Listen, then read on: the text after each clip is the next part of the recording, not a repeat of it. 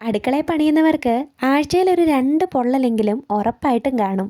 അങ്ങനെ എന്നെയും കൂടെ ചേർത്ത് നമുക്ക് എല്ലാവർക്കും ഉപകാരപ്പെടുന്ന പൊള്ളലിനുള്ളൊരു മരുന്നാണ് കേട്ടോ ഇന്നത്തെ വീഡിയോ. നമ്മുടെ വീടിൻ്റെ അടുത്ത് ഈ പൊള്ളലിന് മാത്രം ചികിത്സിക്കുന്ന ഒരു ഹോസ്പിറ്റലുണ്ടേ. കഴിഞ്ഞ വട്ടം ഒരു വലിയ പൊള്ളലുമായിട്ട് ഞാൻ ചെന്നപ്പോൾ എനിക്ക് തന്ന മരുന്നാണ് ഇത്.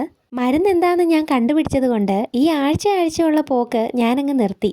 എന്നാൽ മരുന്നുണ്ടാക്കുന്നതിലോട്ട് കിടക്കാം. തേക്ക് മരത്തിന്റെ കുരുനിലയാണ് ഈ എണ്ണയിൽ മെയിൻ ഐറ്റം. മൂത്ത ഇല എടുക്കരുതേ, കുരുനില തന്നെ വേണം. ഇലയെടുത്ത് ഒന്ന് പിച്ചി കീറി ഇതേപോലെ ഒന്ന് ക്രഷ് ചെയ്തെടുക്കണം. എന്നിട്ട് നല്ല ശുദ്ധമായിട്ടുള്ള വെളിച്ചെണ്ണ ചട്ടിയിലോട്ട് ഒഴിച്ച് അത് ചൂടായി കഴിയുമ്പോൾ ഈ ക്രഷ് ചെയ്ത് വെച്ചിരുന്ന കുരുന്ന് അതിനകത്തോട്ട് തട്ടണം. തീ കുറച്ചിടണേ, കരിഞ്ഞു പോകാതെ ശ്രദ്ധിക്കണം. കുറച്ച് കഴിയുമ്പോഴേക്കും ഇലയുടെ സത്തൊക്കെ എണ്ണയിലോട്ട് ഇറങ്ങി എണ്ണയുടെ കളർ അങ്ങ് മാറും.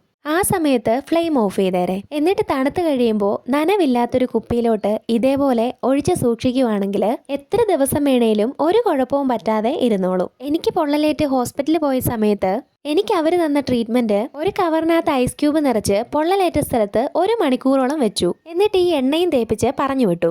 വീട്ടിൽ വന്ന് ഒരു 3 ദിവസം ഈ എണ്ണ തേച്ചപ്പോൾ തന്നെ നല്ല മാറ്റം ഉണ്ടായി. ഒരാഴ്ച കഴിഞ്ഞപ്പോഴത്തേനും പൊള്ളലിന്റെ പാട് സഹിതം മാറി. അടുക്കള കൈകാര്യം ചെയ്യുന്നവർക്ക് ആഴ്ചയിൽ 1 വട്ടമെങ്കിലും ഇതിന്റെ ആവശ്യം വരും. അതുകൊണ്ട് ഇതേപോലെ ഉണ്ടാക്കി ഒന്ന് സൂക്ഷിക്കുന്നത് നല്ലതാകട്ടോ.